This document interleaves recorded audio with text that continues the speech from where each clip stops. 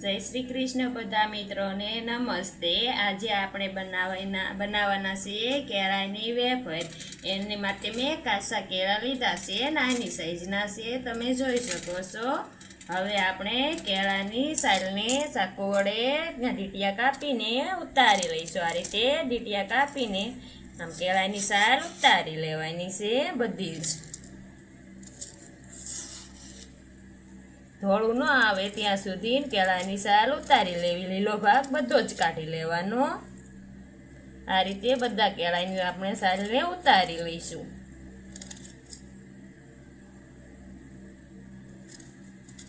તમે જોઈ શકો છો।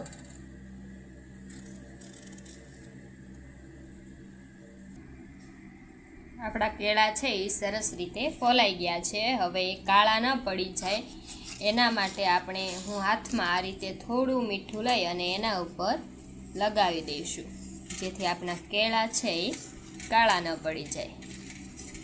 બધી જ બાજુ ફેરવી અને આપણે એના ઉપર આ રીતે મીઠું લગાવી દઈશું।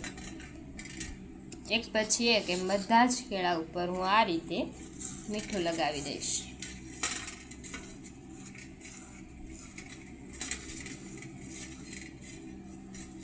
જો આપણા કેળા છે એ હવામાં આવશે તો એ કાળા પડી જશે, એટલે આ સ્ટેપ ખૂબ જ ઇમ્પોર્ટન્ટ છે।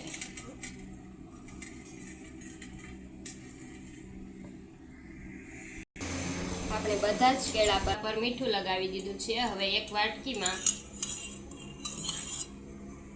હું 2 ચમચી પાણી નાખીશ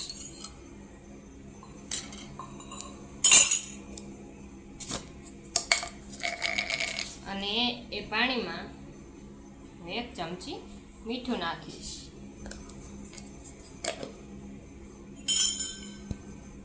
એને સારી રીતે હલાવી લઈશ। આ મીઠાવાળા પાણીનો ઉપયોગ ક્યાં કરવો તે હું તમને આગળ જણાવીશ, સ્ટેપ બાય સ્ટેપ જોતા રહેજો। આ મીઠાવાળા પાણીને એમાં ઉપયોગ કરવાથી આપણી વેફર છે એકદમ ક્રિસ્પી થશે। આપણે મીઠાવાળું પાણી છે બની ગયું છે।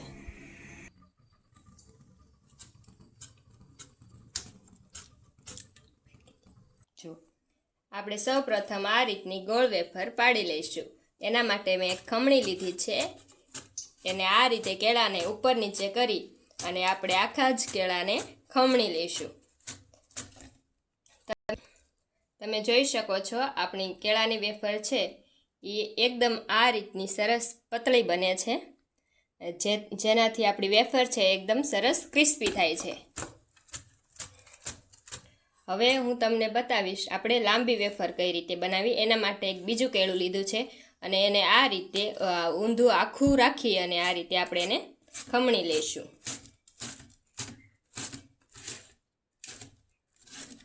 અને આ રીતે ઉપર નીચે કરતા જઈશું। આપણી આ રીતની એકદમ સરસ પતળી વેફર છે એ લાંબી છે એ બની છે। હવે આપણે એને તળવા માટે તેલ ગરમ કરવા માટે રાખ્યું છે।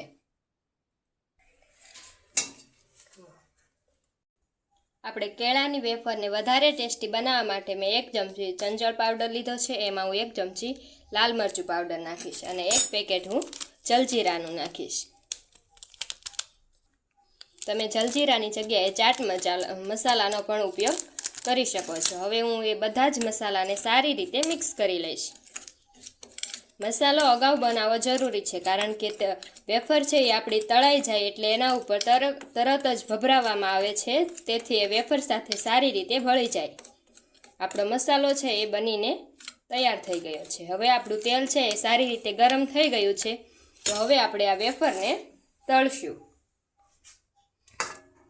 હું એમાં આ રીતે થોડી વેફર નાખીશ।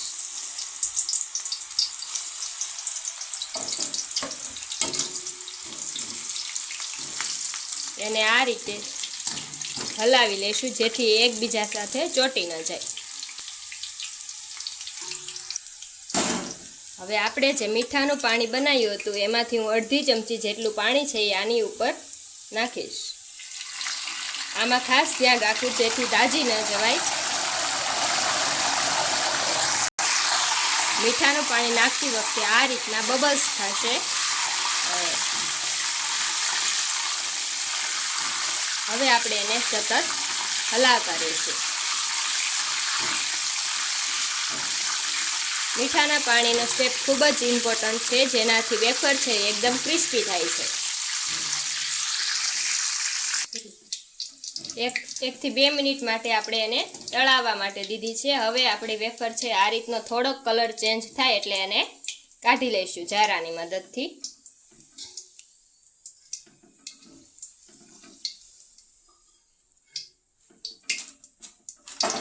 અને એને આ રીતે એક વાસણમાં નાખી દઈશું. એના ઉપર મેં ન્યૂઝપેપર રાખ્યું છે. હવે આપણે એમાં થોડો મસાલો નાખીશું અને એને આ રીતે હલાવી લઈશું.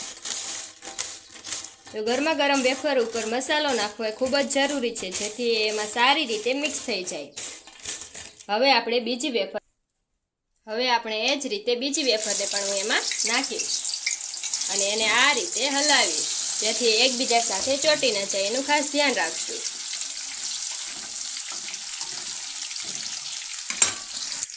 હવે ફરીથી આપણે આ રીતે એક વખત હલાવી લીધા બાદ એમાં અડધી ચમચી મીઠાનું પાણી જે બનાવ્યું હતું એ નાખશું.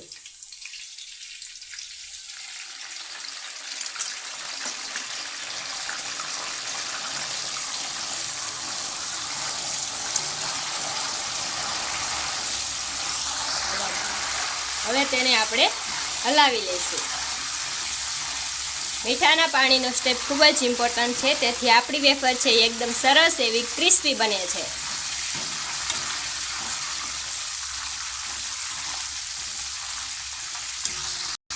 આપણે આ રીતનો થોડો થોડો કલર છે એ ચેન્જ થઈ જાય ત્યાં સુધી એને તળાવવા દઈશું. પછી એને કાઢી લઈશું. તમે એનો અવાજ પણ સાંભળી શકો છો. પછી આપણે એને થાળીમાં નાખી ઉપરથી થોડો મસાલો નાખી અને એને સારી રીતે મિક્સ કરી લઈશું. તમે એનો અવાજ પણ સાંભળી શકો છો. આ જ રીતે આપણે બધી જ વેફરને તળી લેવાની છે. જો તમને વધારે મસાલાવાળું પસંદ હોય તો તમે વધારે મસાલો પણ નાખી શકો છો. આપણા કાચા કેળાની વેફર એકદમ સરસ રીતે બનીને તૈયાર થઈ ગઈ છે. તમને હું એનો અવાજ પણ સંભળાવું. એકદમ ક્રિસ્પી બની છે, જોઈ શકો છો તમે. આપણી વેફર છે એકદમ ક્રિસ્પી બની છે. જો આ ક્રિસ્પી વેફર બની છે એ બનવાનું સૌથી મુખ્ય કારણ એ છે કે આપણે એમાં તળતી વખતે અડધી ચમચી મીઠાનું પાણી નાખ્યું હતું. આ ટ્રીક સાથે એક વખત તમે પણ બનાવી જજો તો તમારી પણ વેફર છે આ રીતની એકદમ ક્રિસ્પી બનશે. આવી જ અવનવી રેસિપી જોવા માટે મારી ચેનલ રસોઈનો કર્યાવર એને સબસ્ક્રાઈબ કરવાનું ભૂલતા નહીં. Thank you.